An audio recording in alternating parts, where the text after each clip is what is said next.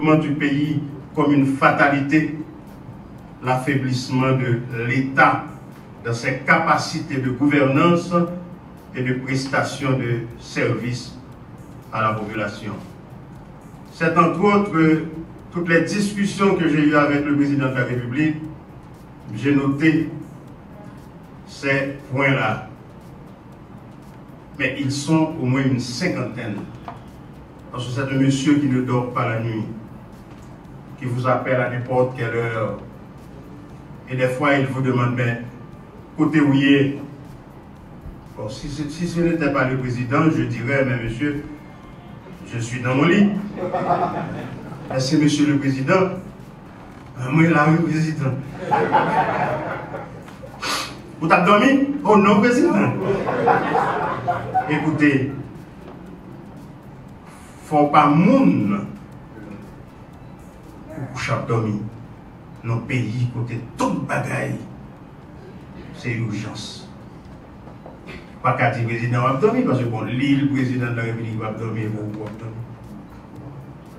Mesdames, Messieurs, chers collègues et amis du cabinet ministériel, des outils opérationnels seront mobilisés. En premier lieu, le cadre programmatique des interventions dans les piliers déjà définis dans le plus bref délai.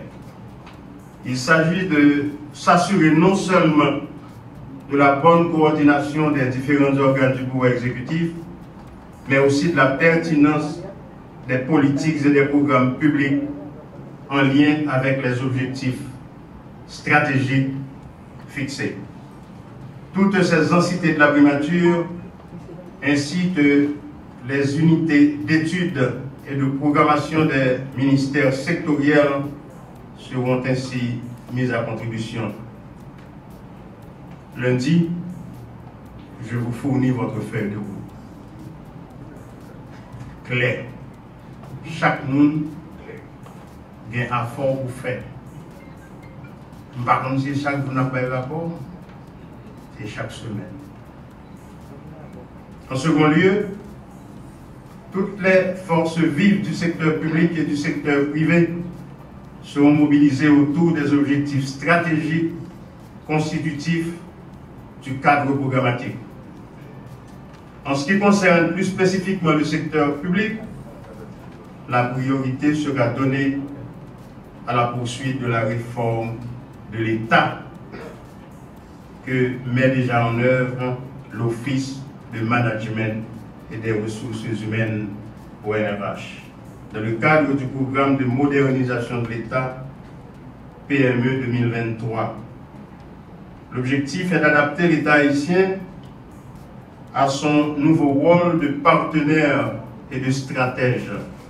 Il faudra donc redéfinir le profil des fonctionnaires, des agents publics en rapport avec les exigences de la rationalité productive, de l'efficacité et de la performance propre à la culture de résultats qui caractérise toutes les organisations et les institutions modernes.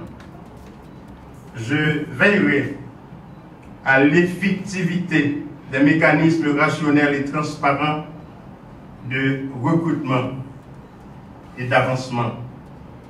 L'enjeu est de remédier aux problèmes de favoritisme, de népotisme, de trafic d'influence, de corruption et d'autres formes d'abus qui font tant de mal à notre administration et qui la rendent si inefficace et injuste.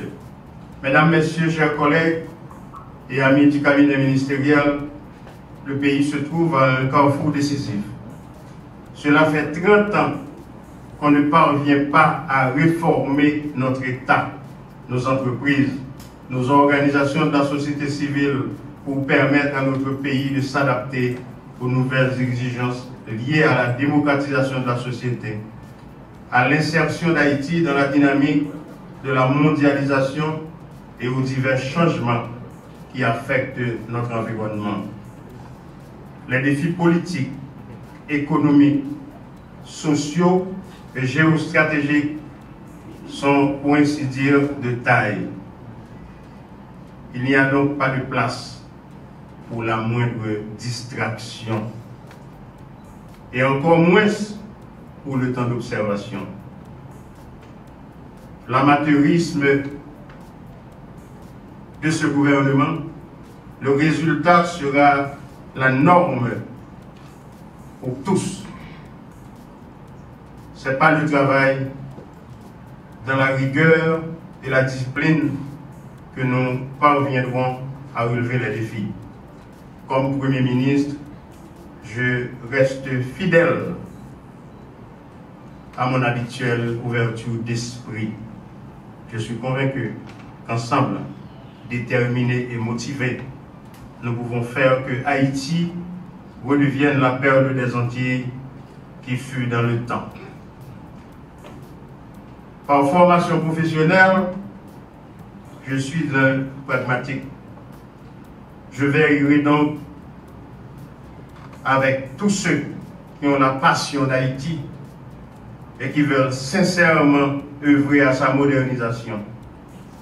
Seuls contre la compétence, le patriotisme, le civisme et la bonne foi. Je compte sur tous les cadres et tout le personnel de la primature et de l'administration publique en général pour contribuer à cette exaltante mission. Vive Haïti! Merci beaucoup.